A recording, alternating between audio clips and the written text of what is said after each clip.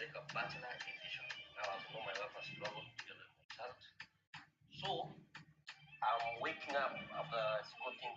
So, I'm waking up. It's currently almost 5:30 a.m. You see, I've been in a lazy day. I see my laptop is there and everything is here. So, Jamuka, but now let's get up and see what we can do. What we can do to answer Dr. Maybe. So, we are working. I think I should have been freshened up.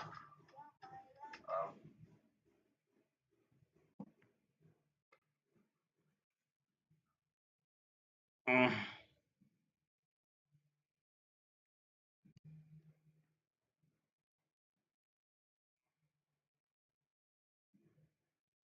1, 2.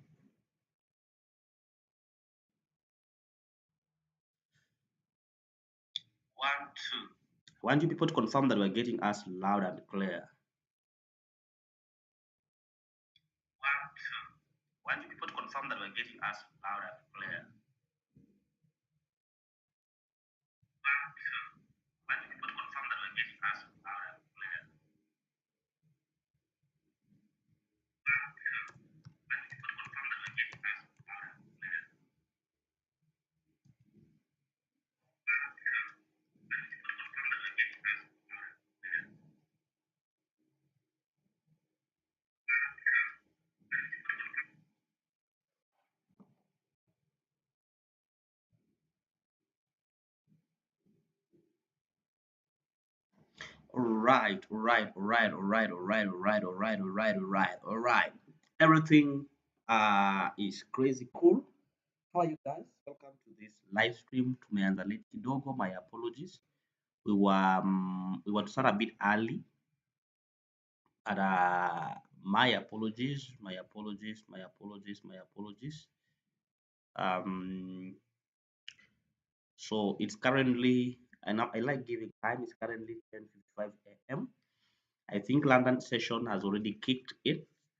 We are actually in London session. Today's session might be a bit longer, maybe 1 hour 30 minutes, thereabout, because we really want to exhaust all the pairs and see what's happening.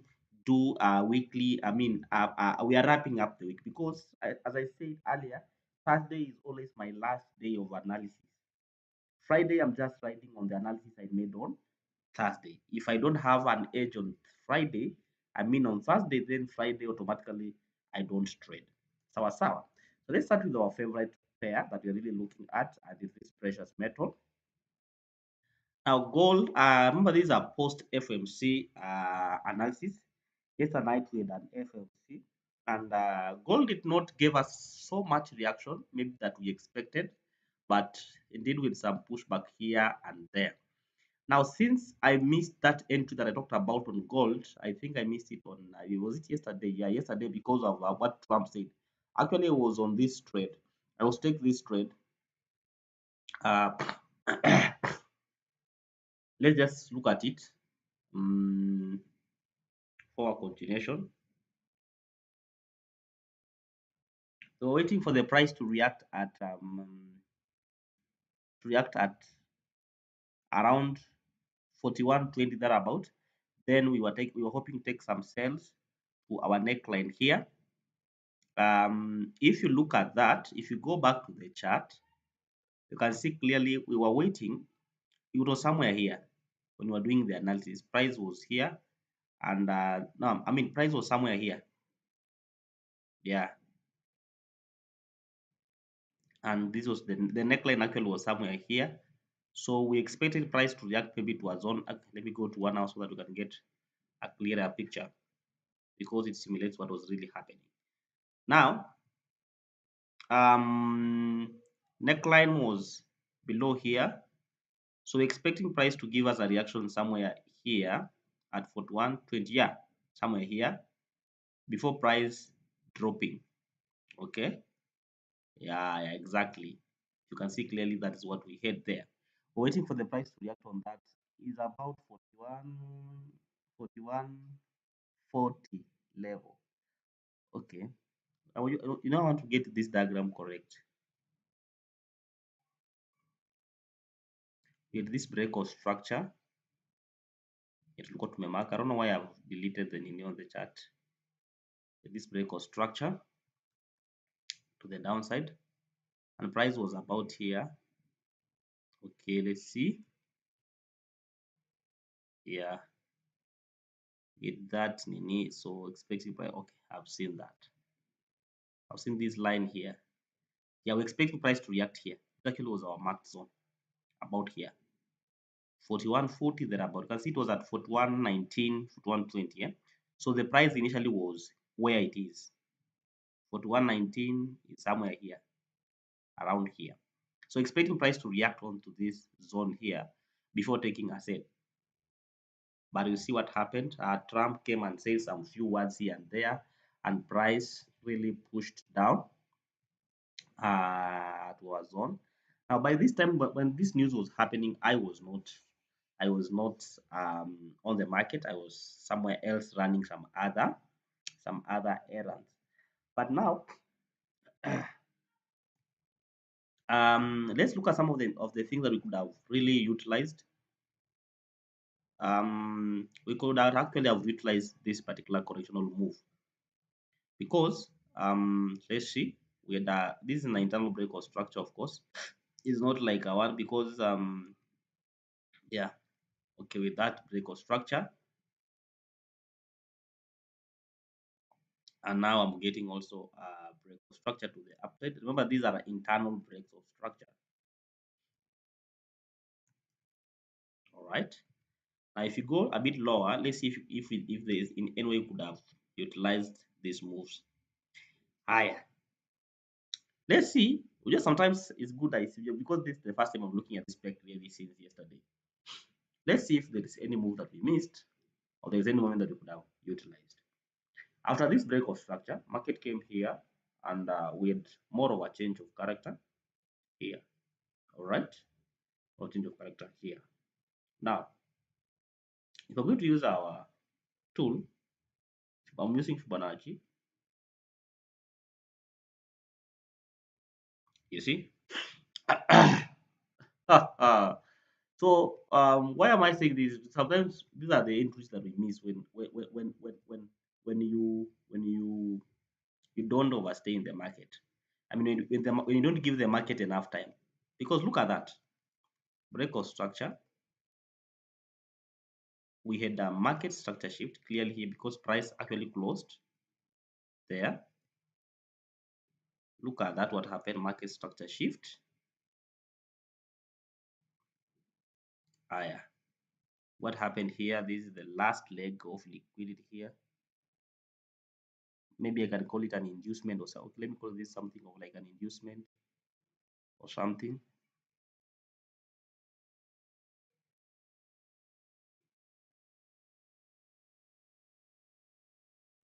With an inducement over there. Market came, collected the inducement, and actually it reacted off this fair value gap. And if you see where market actually owes, it has retraced to about is on the OTE. You see, market came straight to the OTE, tapped the OTE, and it was a good breed for some buys. Sawa sawa. So I think this was a very nice region to enter for some buys. Hapa to gain for some buys there. And our stop loss, I mean our take profit to get pale. This actually is a post player analysis. It has already played out. So if the dam has already happened, it's already happened. Okay, we could have gotten that trade easily as that. But we missed it, sadly. Sadly, we missed. And you can see it's not very factual. It has just happened few times, few hours ago. See today, today's Thursday. This is a trade that has been there for around 8 a.m. The trade would have taken at 8 a.m. We were up at 8 a.m. So would have actually ridden with this London momentum. But why am I saying this?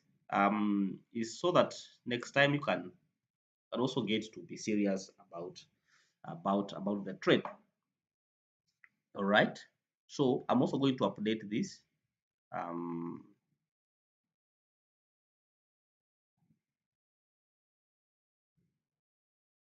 I'm going to update this and highlight them a mistake.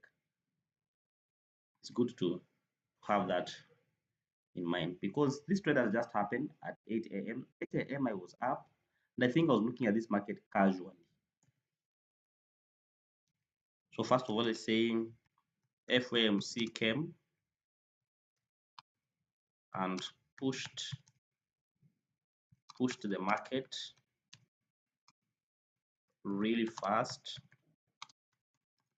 to the downside. Then upper we hoped to ride on the correctional phase, hoping to ride on the correctional phase. But now M30 later, what is it giving us?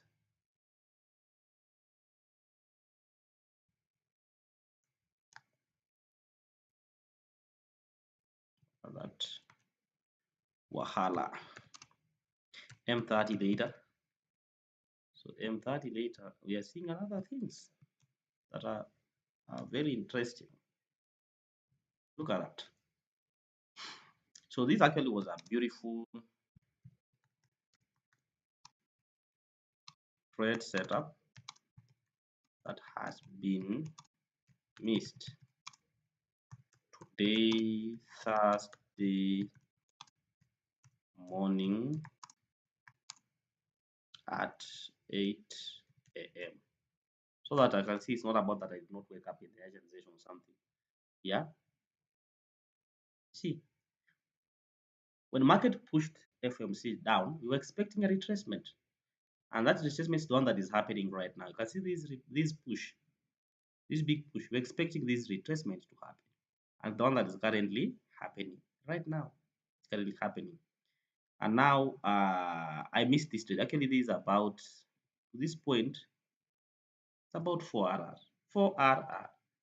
Very nice trade that has been missed because of unexplained circumstances. Okay. Anyway, so regardless, we move on. Say that trades will always be there, opportunities will always be there. So you stay positive and see how best we can utilize the next opportunity that might come our way. All right. So I don't know why I still have a feeling that market might come to react to this demand zone. I don't know why. I still have that strong feeling. But let's go to the forward time frame and see what's happening there. So in the forward time frame,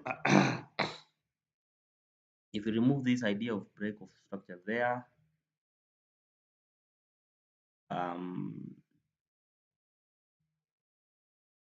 I like how market collected liquidity below here.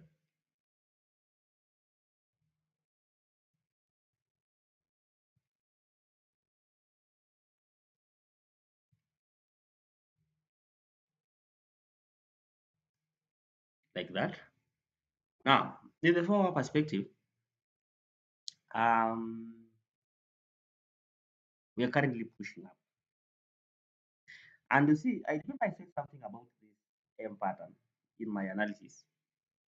I think I said it. Let's see. Price reacting in a neckline of a W pattern. This is actually where price was reacting in this neckline. But I said, and also we see a potential M pattern above where price actually can. I can see price really reacted on that M pattern. You see, a retest and we had a wonderful set, wonderful one, wonderful one. Now I don't get it why we lost this opportunity. This was a very nice one. It was a very wonderful, clear opportunity. But from this forward time frame, we're currently rallying up. So we want to see how market would close that. I think it's closing like in an hour time. But again, the 1 hour time frame, we are seeing some forms of rejections here and there. Creating some liquidity. I'm sorry, creating like some liquidity, then we might be able to to see what happens. All right. Yeah. So us just to wait and react what the price is telling us. But let's take clean look at this particular zone here and and see what's going to happen. All right. So let you have H1 continuation.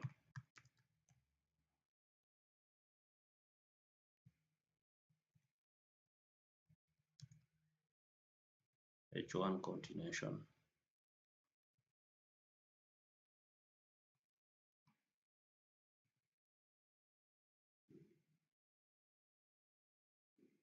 So that's our market profile.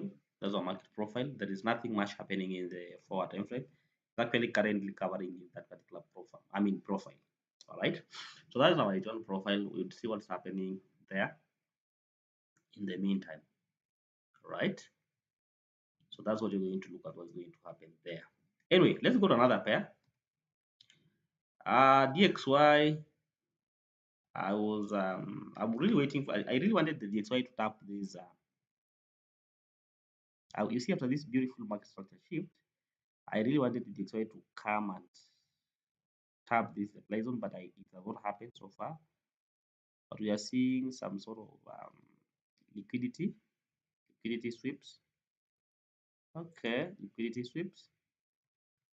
Very good to take note of that in the forward time frame. And now price, we were waiting to see. That's a liquidity sweep. What do we expect to see? This becomes our protected low. Protected. So this one becomes our protected low.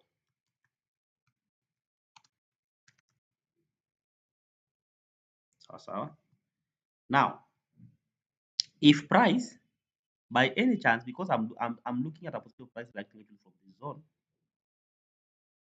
if price by any chance react here and close below this zone over here, which is our protected low for this particular move, actually you might be sure to have some sales going down. That's what I'm looking at this DXY. All right, so let's update it. It's good to update so that over the weekend or maybe later on you can make a reference to what you did. Especially if you're doing a top down analysis or something.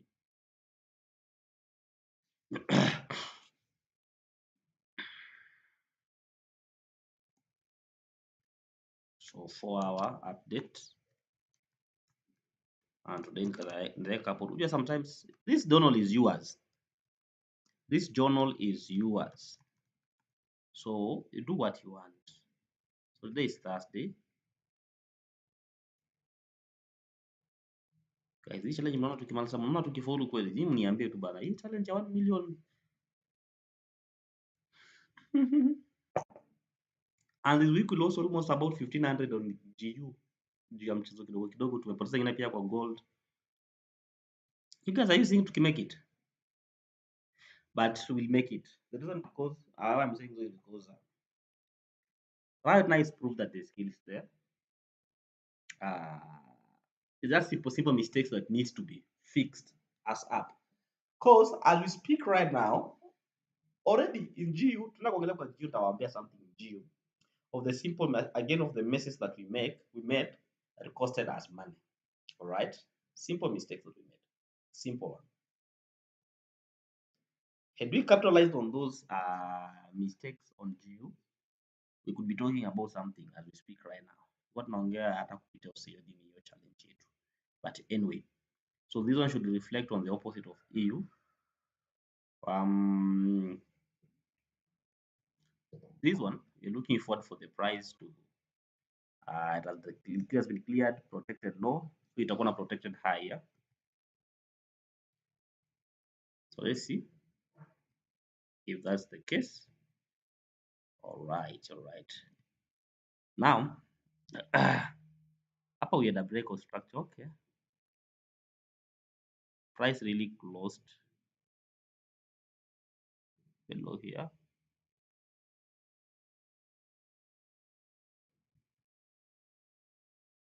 So I have this one as my serving, my protected low. I mean protected high, protected, protected high. All right. Now, what's the meaning of a protected high? This is a high that when it's broken, then clearly market is shifting direction. Are you together?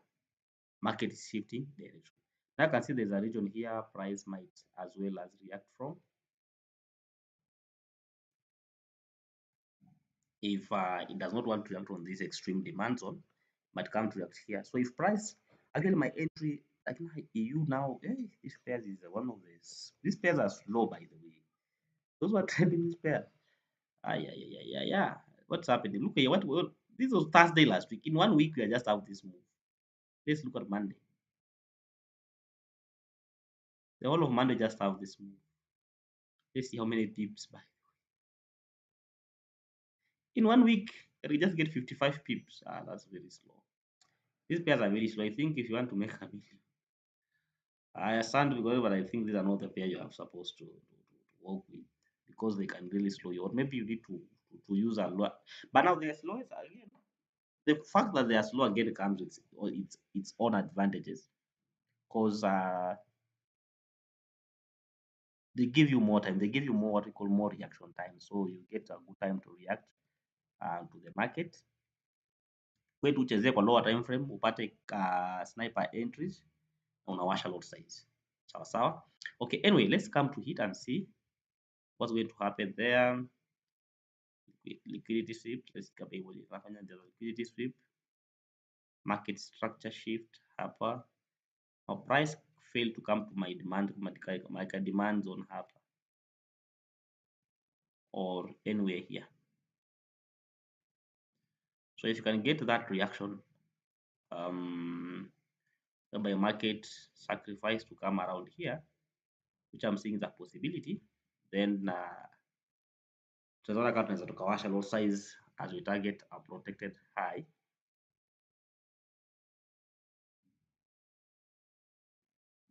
Acha ni mark na hii ndo nione vizuri.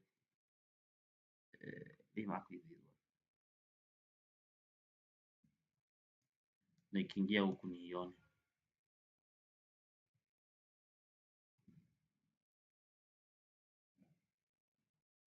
Okay, yeah, so with the last breakout structure here,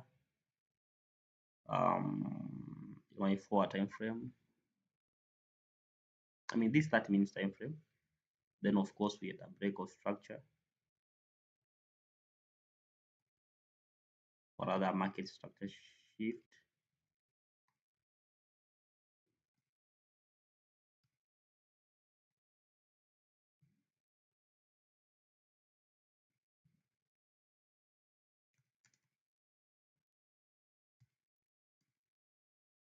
Thereabout. Okay, so OTE, let's see where it is, candle to candle. I see OTE is just where about we are anticipating. So if price can come, can take that entry. We don't know. This one is a very slow price. But this is a protected high. So if price breaks above this high, then bro, we might be sure of flying all the way to Madrid, uko juu to the extreme, whatever. But that's just an need that we really. Hey, let me put an alert. Bila alert, market just does things. Then you end up take alert up, take alert up. Okay, so that is on now. That's good for now. That's good for that. Let me show you what happened in jail. Now, those who are here, they know very well. Those who are here, they know very well how we got these nice sales. Let me show you. Let me show you. Oh, sorry. Sija update this one. I'm sorry, guys.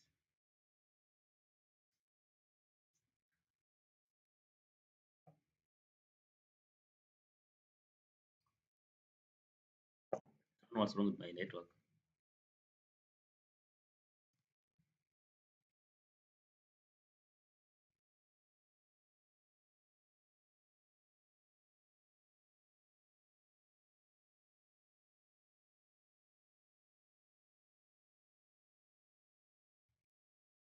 What's wrong with my network, bro?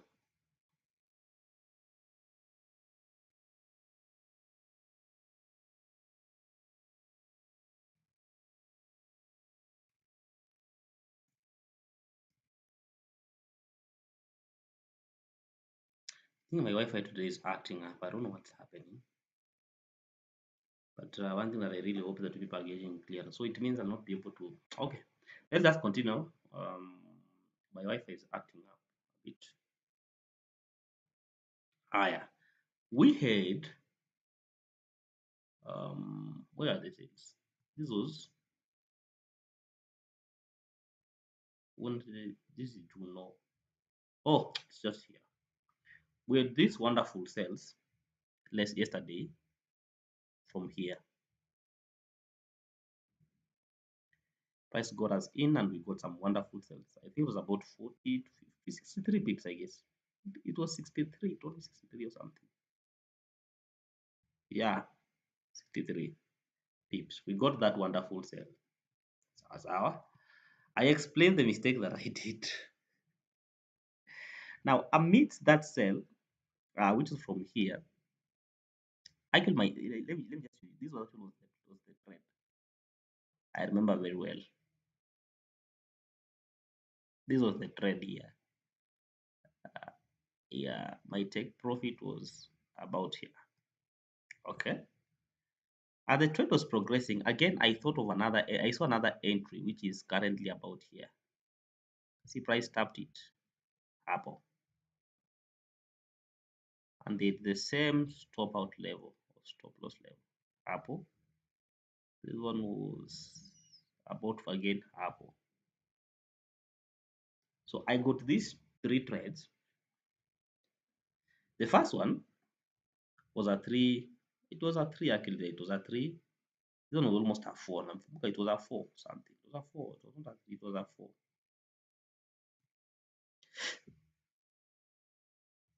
7 RR. I had risked 200. Let me just give you figures. I had risked 200 here. 200. I would have given about 700. I mean, let's say 600. Okay. I don't know where something. I just came to the market and I closed it at around here, having made only like $200, 1% instead of three. After that, I thought to myself, okay, that was a mistake. So I saw this re-entry and I forgot to put again. And I said I'm going to work with sell limits. So I forgot again to put that sell limit. So news came, tapped. So that's how I lost about seven with this. Because that was a clean like 1500 or 1600 or even 1800 that was missed yesterday. Only yesterday on this pair. Let's check. I see my network is up. Is everything back normal? Ah,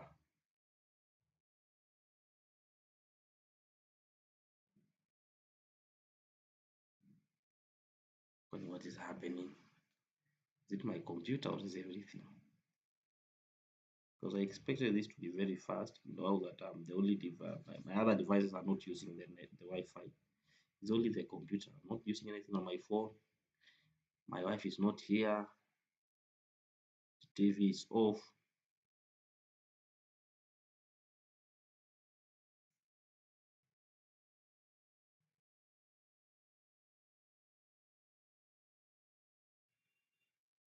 Bro, network is okay, man. Sometimes this computer just acts up. Network is pretty good.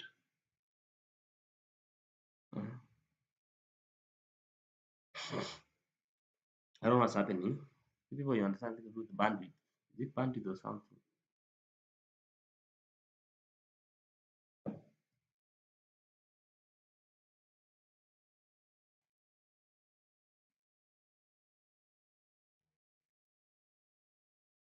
Look the way it's dropping. It should be about 15 Mbps.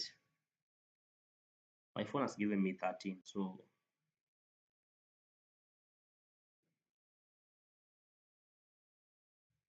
even 7 Mbps should be able to handle these things. I'm not doing anything hard, but because the live stream. Uh, internet speed is fine. So is it Notion that is just acting up? But then sometimes Notion acts up, by the way. This version of the website, I don't know if, but sometimes it behaves like that. Higher. So we leave iliyopita tuachane nayo. So let's look at our future um, happenings. So long as you guys are still getting me, that's fine.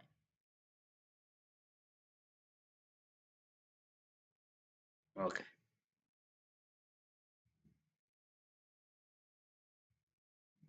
So let's go to today's looking at this pair. I saw this pair actually. I was very from the weekly time frame. Really, my notion is behaving bad, but um,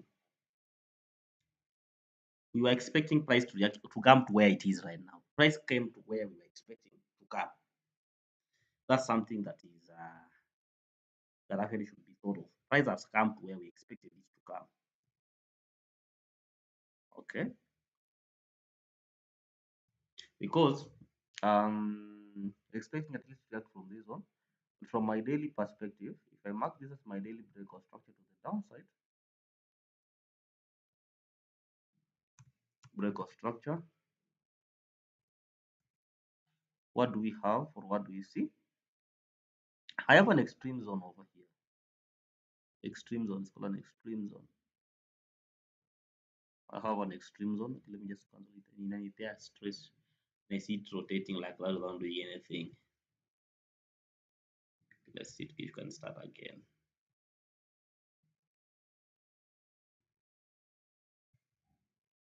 You see, it's only Notion. If I open another thing, it will open. So I don't know why sometimes Notion behave like this. It loses connection. Higher. So we come here.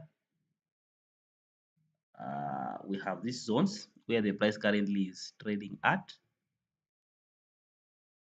That zone there. Get it back to this zone. So chances are very high this price maybe wants to come to this zone here. And that's like 134 pips. 134, brother.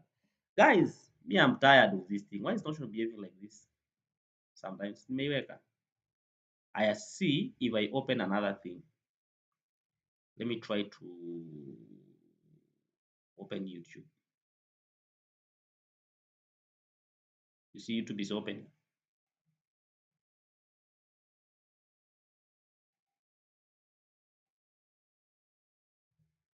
So Notion, I don't know. Sometimes Notion, I don't know why it behaves like this. Just search Notion. Is it my device? Is it something else? See, it opens very fast, but now we can't log in now. Problem start here.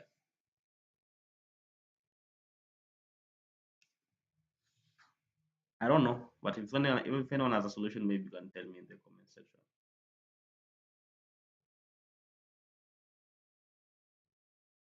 Let's just remove it so that I don't keep it seeing it rotating like that. I think our news they're just clean. Huh? Today I don't think there's so much. What news is Naisha Leo? What is it, guy?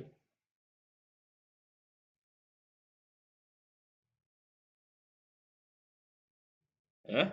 Oh, I was like, hey, there's no Thursday. NSD today they're on bank holiday. Okay, so today I think much clean. We can target these levels.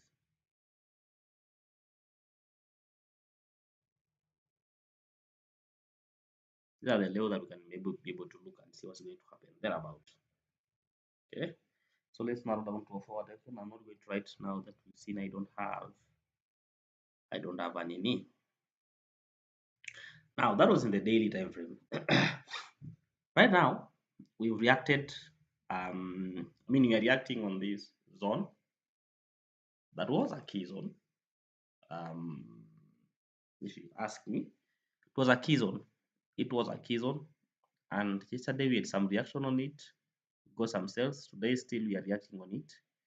We don't know what's still going to happen. So I think me at this particular point I'd want to wait to see if this G will close above this zone.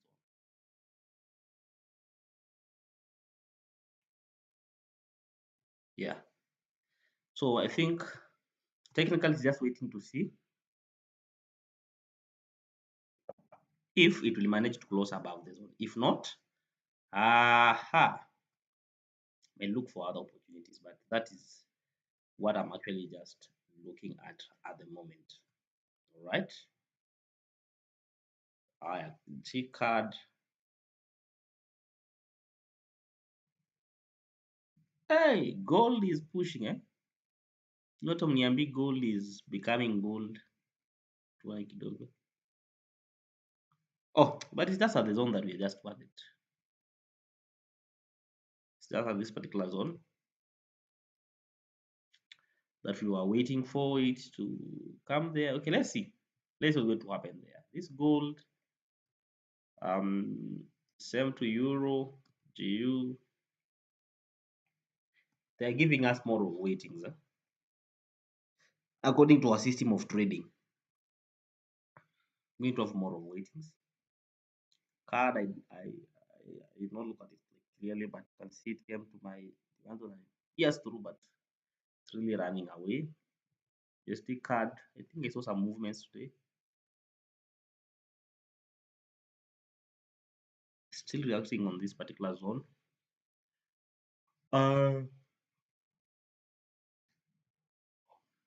I don't know why I was on the intention that Combat will break this zone. I don't know why, but I strongly feel that that's what's going to happen. But you guys want that? Okay, let's look at it. Let's look at it from another perspective. Right now we are in a support. Okay, simeruhusu tuiangalie. Simesema tuiangalie. Haya, internal break of structure is here. Another one is here. The last one actually that is here. Internal break of structure. This is an internal break of structure. Koju kuna market structure shift, kuna market hapo imechukua inducement. Haya. Market came, we had a liquidity sweep. It's a good thing. It's a good thing, kabisa.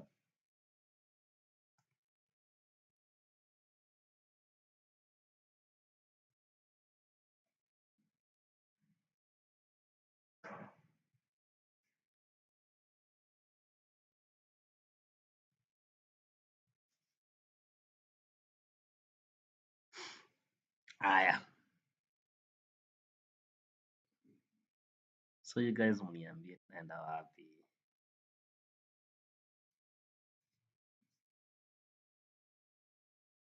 Also it does sweep here. So this is the leg that caused the liquidity sweep. Ikuja hivi ikaanzia hapa. Okay. So I'm going to have this zone as my zone of interest because price can actually come and act this up as a liquidity and sweep it is but this 36 pips or even more, I feel like they're going to get them. All right, but let's see what's going to happen because this was the pattern. The price came from here, then broke structure. So if price comes to take here, I'd expect some movement to continue going up.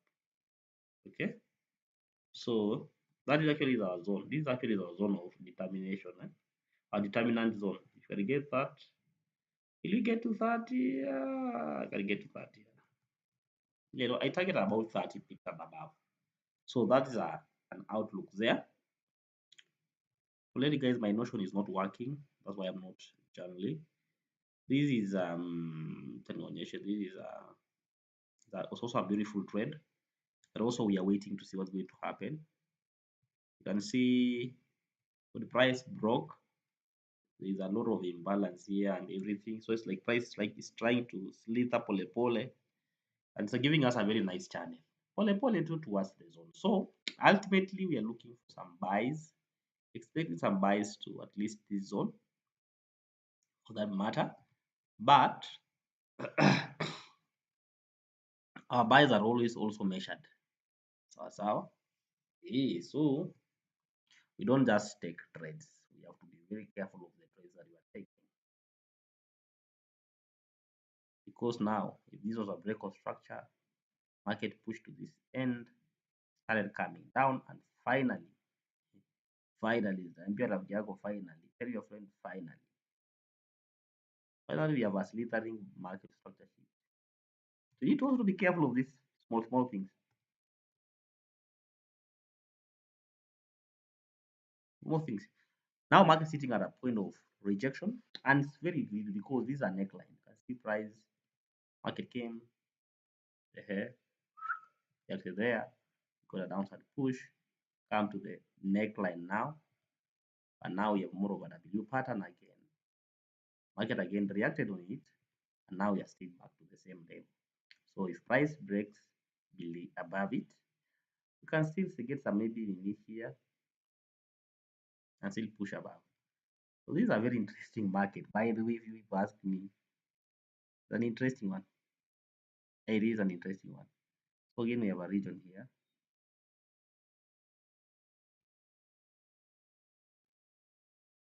If a small region, maybe price might react from. All right. Yeah, but currently I think I'm so much bearish on this. In as much as the channel is suggesting it will go up, I'm a bit bearish. Uh, mm, I'm a bit bearish because if price fails to close, this is like my protect buy. If price fails to close above this, then something might be bearish a little bit. Let's see if it's going to fall within our parameters. Like yeah, kidogo lakini we'll see. Let us see. Let us see what's going to happen here. Let us see this channel. Oh, the channel has been broken again here. I like that, bro. I like that. I love that. I love that. I love that. Okay, let's go tactical now.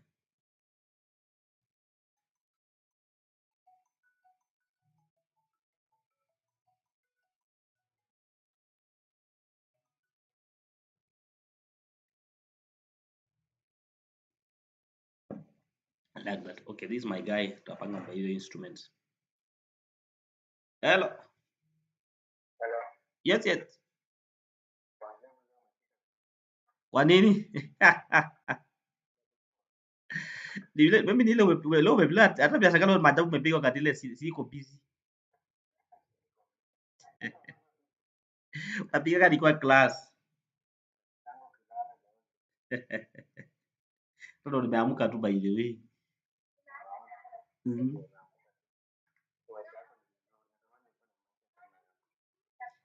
Ai usitamani bana, maisha yangu nakwambia ni ngumu bana.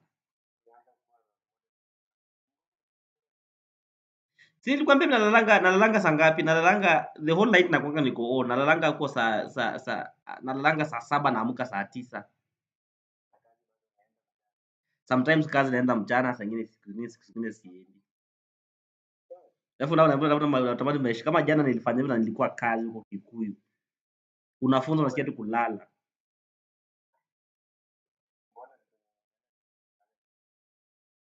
Ai, ndalala namna gani na unaona tunahitaji 1 million bana August.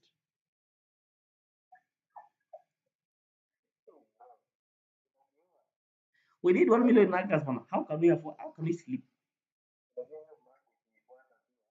Eh?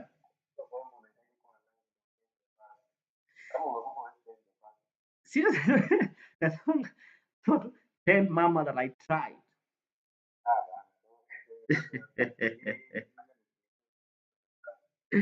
Ah, but anyway, tunajaribu jaribu tu penye mwili na wazia penye nakataa, that is it.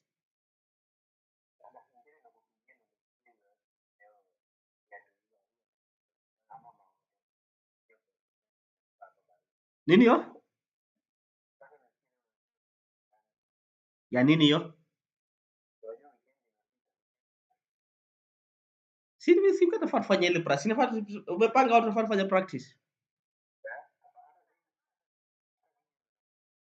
Eh, gani hiyo tena jamani?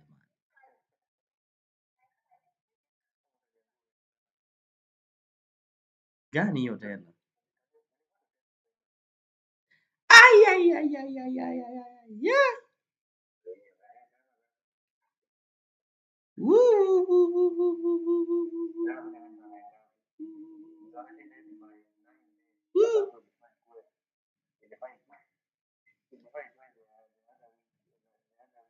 Ay ay ay ay ay ay ay ay.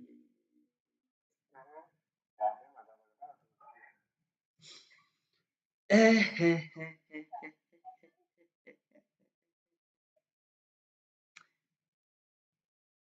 But then nimekuwa na ka emergency hii wiki been slow down kidogo. Nimekuwa na emergency, imagine I right now also need like 40 Gs. But acha tuone venye hali itakuwa. Unajua sisi watu wa trading tunaamkanga kama unaweza lala ukiwa maskini uamke kuwa tajiri sasa. Uh,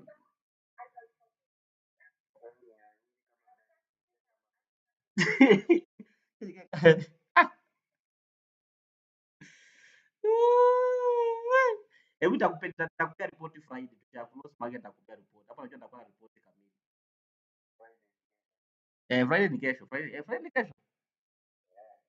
Sawa, nitakupea ripoti Friday.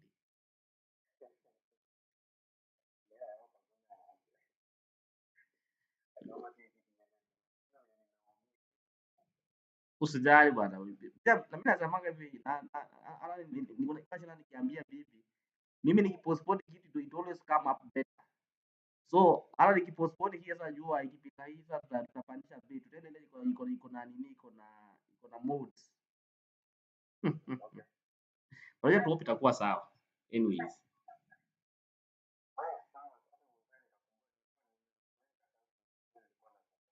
Eh,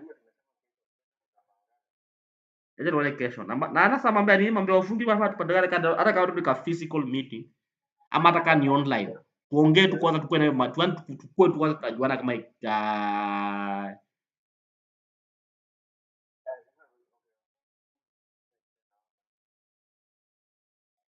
kama tunaweza panda kama ni online. I guess tunapanda kama ni online tujue je tutafanya nitasema 1 2 3 things then ni quick.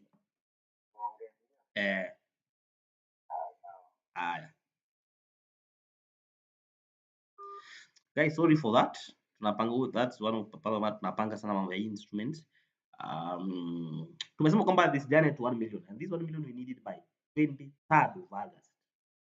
The way to do it, we have a 50K account. We need to pass it. It's two phases. We need to pass the two phases to get a payout and buy the instruments. Right? I know it's possible. It's possible. The way we are averaging this, the money that you're pulling here, my profile pia ina consistency rule. So hata siku moja tukiamka tuwashe lot size na tupige kitu yetu mzuri, tuko tu hapo sawa sawa sawa. So this is a very critical stage. Inaweza enda chini, inaweza juu. So we need to wait for this one tuone itafanya namna gani, but we might get some trades here. My notion is why is not giving, so siangalii sana. That's why to me notion. This one, yeah. You see what it did me? Although sikuwa nimeenda this pair, I did not have enda. Sikuwa nimeingia trade, but ilifanya ile kitu ilidunga mbaya.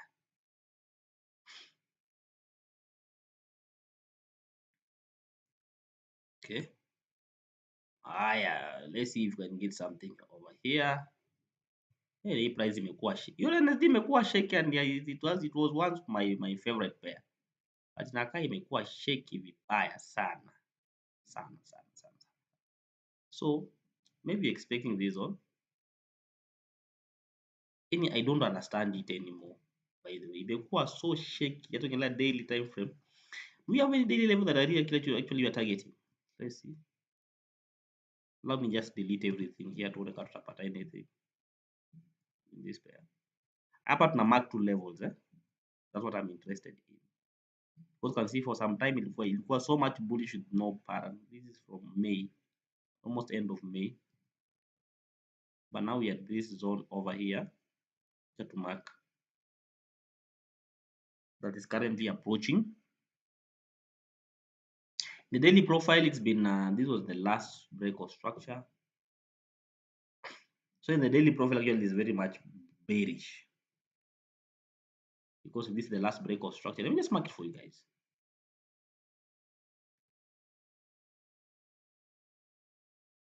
But low I think is it's for New Zealand is a holiday. So kama inatusumbua sana kwa bank holiday ni tuseme bank holiday ni USD peke yake. Hii ingine yote unless you are a bank.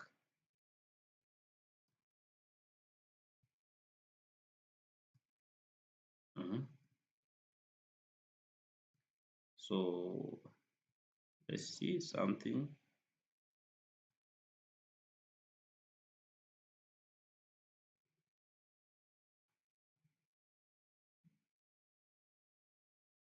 No.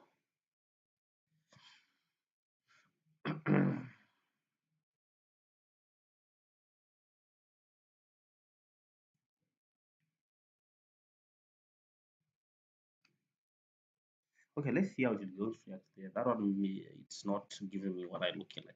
I like pairs that give me what I look at. All right. This one was a nice one. This was a nice one, bro. No, I look at just this pair. I looked at it and I said, okay, price might be reacting on this extreme support zone here. This extreme support here. And price really reacted on it. All right. And where are we expecting this price to get to? Personally,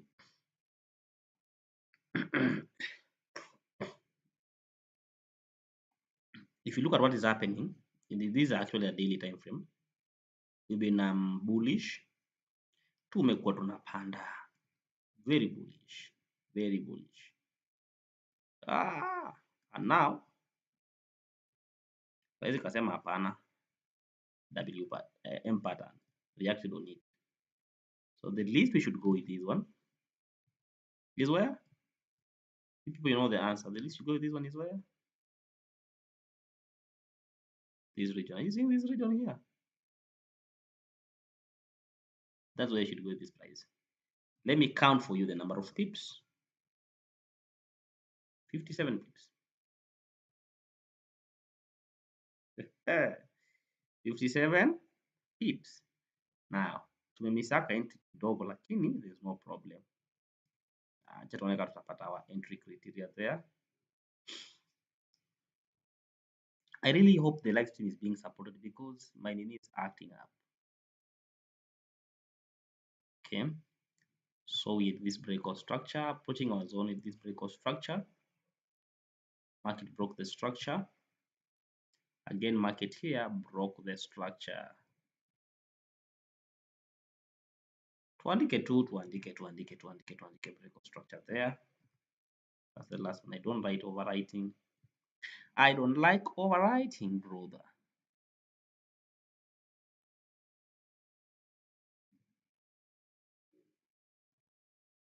What's that?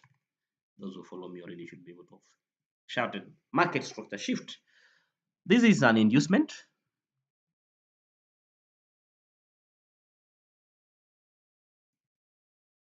An inducement. Maybe to unit was 30 minutes. You can see it clearly from the inducement.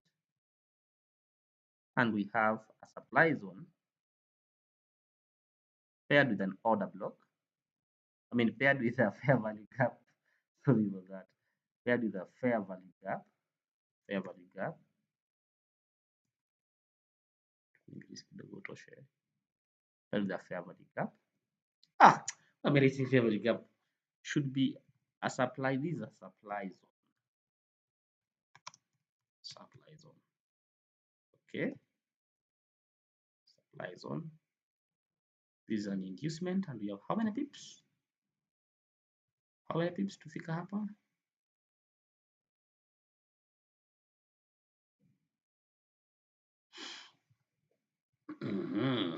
So, you know what? You know the job. Eh? Take your sales from here. Take profit all the way here. No tweaking. No tweaking. No tweaking, brother. No tweaking. We have to have the, like I said, this also against this sales against they align with the buys we expect in the euro. Those buys in align now with buyers.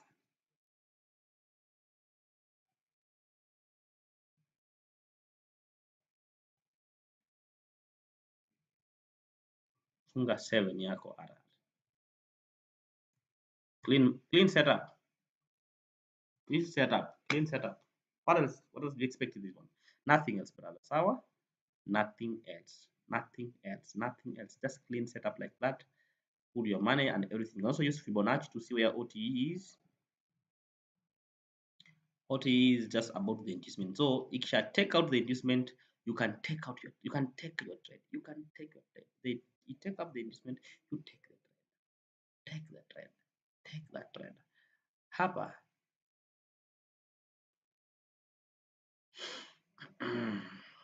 hii market imenifanyia mchezo mbaya. This AUDCHF, it has really played some bad games with me.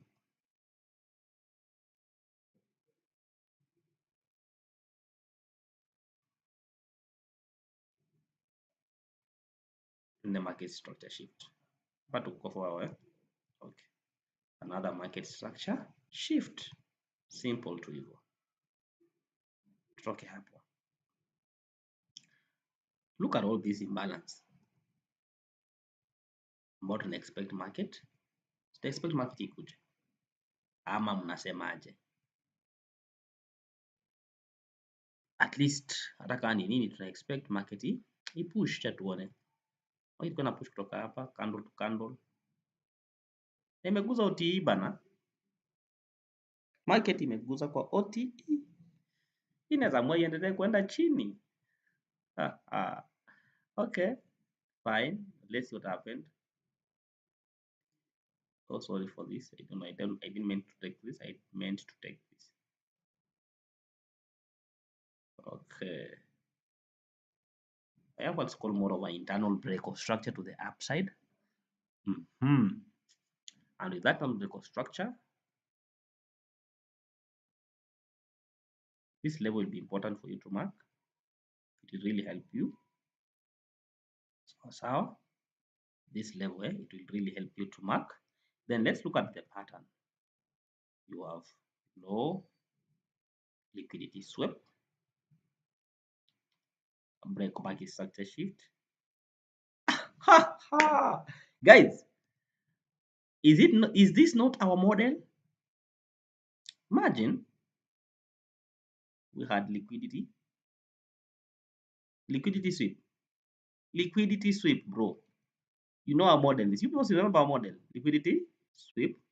The leg that swept liquidity, market to close above it.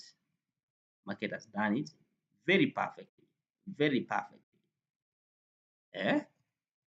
MSS. Very perfect. These are very perfect trade. These are very perfect trade. What do? We look for an order block or a fair value gap. So since there is no fair value gap, you can use this order block thereabout. And I'm telling you, can take our trade from here. Tukipata entry ama tuwait tutoke pale chini. But if you get this entry, you take that trade. Yours. Take profit just about here. Your stop loss below it. 5 RR. 5 RR. Going to put here freaking had a lot there.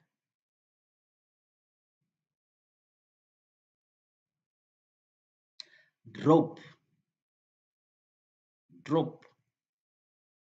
That was pretty good. Wewe una mwelekeo, hata wewe una mwelekeo, umehang'anga huko juu. Tutaangalia baadaye. Card JPY it's not. Hey, yeah. I think I had a setup on this card JPY now. I think now it's behaving. I can see it was clear. It was pretty clear. Okay, guys, I'm feeling bad. I'm not writing anything. You know, I like writing a lot. I like writing. This one is more of a liquidity sweep. Okay, it's more of a liquidity sweep there. Yeah, for liquidity. And, huh?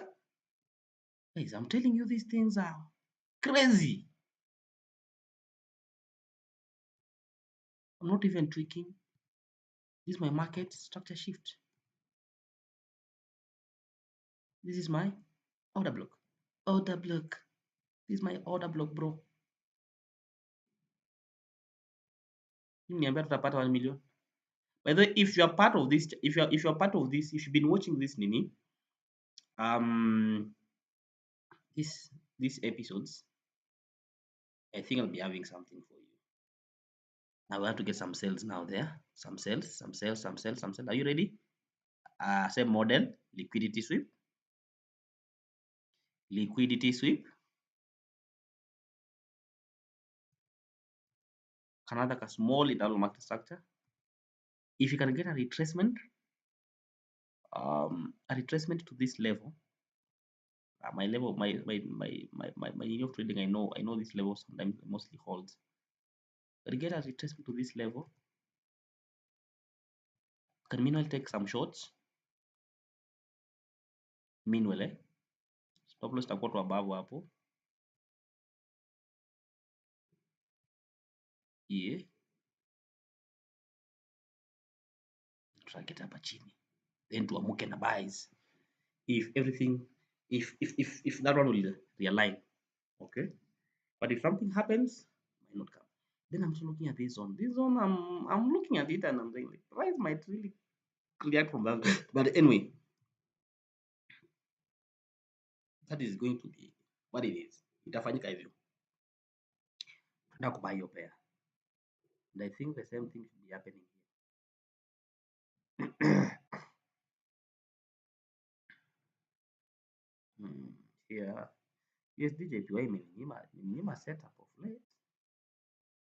CHF JPY. Guys, are you now satisfied with now we need to sell you? Si hata mwenyewe umeona kwamba ulikuwa unachocha tu ungeenda pahali. This was the limit, eh? Haya, close. Close now. Close, we sell you. CHF JPY is different from CAD JPY. I think they are not related in any, unless it's JPY that's doing something. But they are not. This one is from Canada and this one is from France. These are two different continents, North America and Europe. Hapa, guys, I don't know hapa. Hii utasemaje, lakini I'm strongly on that opinion. How much? 3.1. I'm strongly on that opinion. But now, anyway, me, I don't, as nowadays, I don't react on what I feel should happen. I wait for the market to give me that vigor. You understand? That moment, that long awaited moment. Like right now, I think, you know, JPY is Nashuka. I guess there's a problem with JPY. I think there's a new something or something. Maybe something's happening, but I really want to wait and see if you can get the glass to tell that you normally look at. That's the way you trade something and you feel like, I made it. See can news or something. I feel like there's some news, but see how they are dropping very, very fast, radically. Yeah, so they're all dropping. Oh, so it's old news because this one are not dropping. Okay, might be news, might not be. Mm, mzee mzima anasema aje? JPY JPN unamwita mzee mzima eh? Hey, JPY tangu inifanyie kitu iliingia na ikatoka mbio penye nimeipangia ikatoka mbio. Sawa tu JPY. Nasdaq Nasdaq is yet to get to my level again. We got some beautiful sales from here by the way to this level. Tunaweka hizo sales momentum ama tumefika mwisho. But I'm looking forward to see if we can maybe this was yeah maybe if we can say, do some more sales to target this one because if anything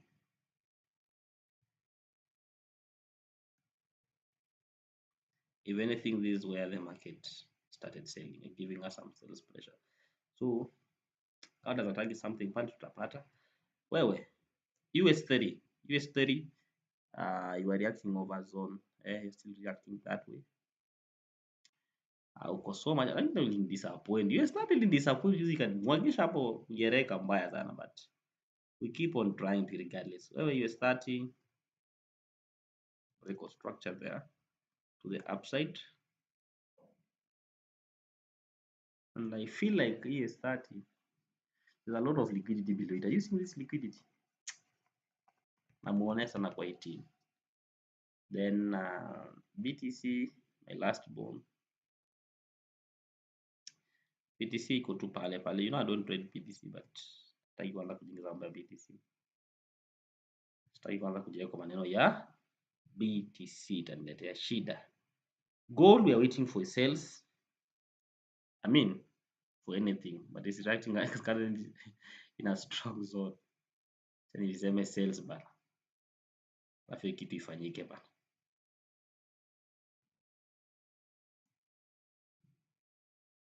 You see how gold is really evading this zone. Two multiple rejections, liquidity is fire, come up. Yeah.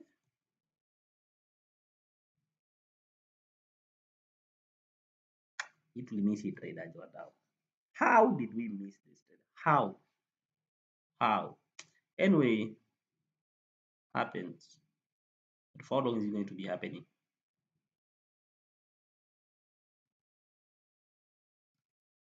So it's a break of structure there. This time frame. Market pulled.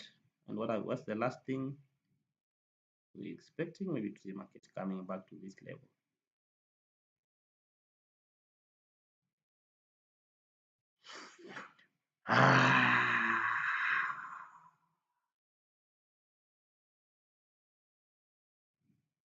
Chezea gold. Gold sita kuchezea by the way. Gold can send you back to the village. Gold can send you back to the village. So let's see what's happening here. If gold break this zone, let's have this zone here as a zone of interest. If gold break the zone, it's 4100. If it breaks that zone, maybe you might be looking for some sales back to the zone or something.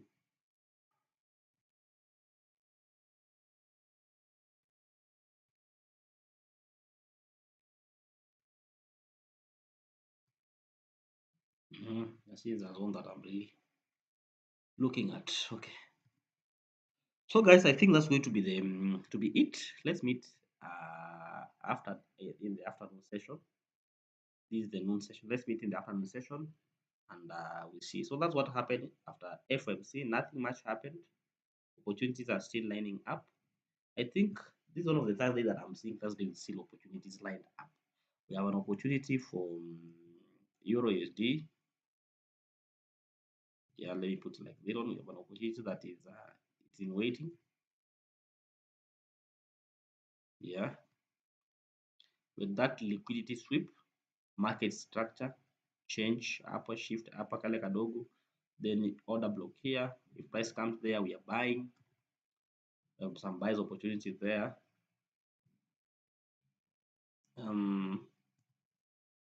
Hii tuna I think against I don't know but This one,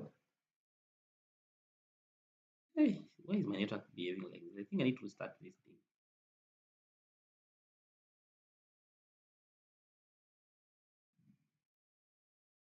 Ah, yeah, yeah, yeah. I guess those are all.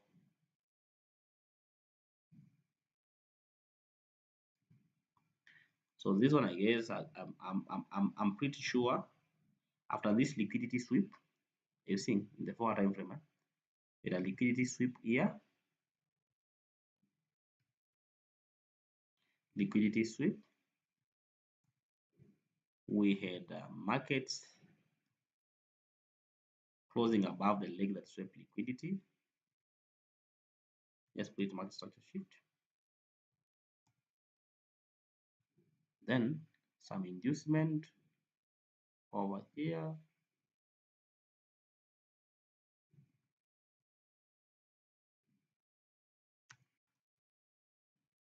And now we have this area. If price gets to any of this area, might not come to the extreme, but if market comes to this area here, let's see where my OTE lies. Candle to candle, yeah, around that area. Also, you might take some buys. Like I said, this time around we are targeting. We are going up. We're going to that zone. Using this zone, that is refine this zone. This zone, you may be targeting the whole of the zone.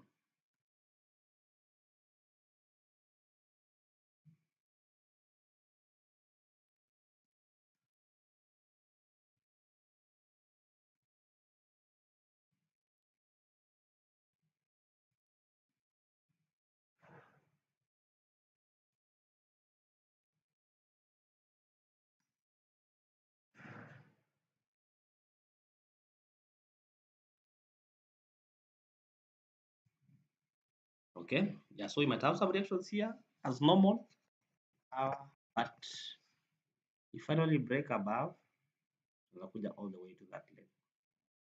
So we wait and see how everything will unfold. Sawa sawa, yeah. You see, actually, I was right to mark that one. I knew it. I knew there has to be a zone over here that might invite price. So let's wait on that. That's actually our outlook on that. Another one, I think we have some trades on yes. Okay, yeah. Tunangoja. If everything goes right, we'll see what to do there. Pia tunangoja mambo yake nakaa hivyo. So that is it, guys.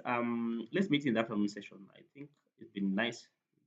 We've been here for like 1 hour and a quarter, 1.25 hours.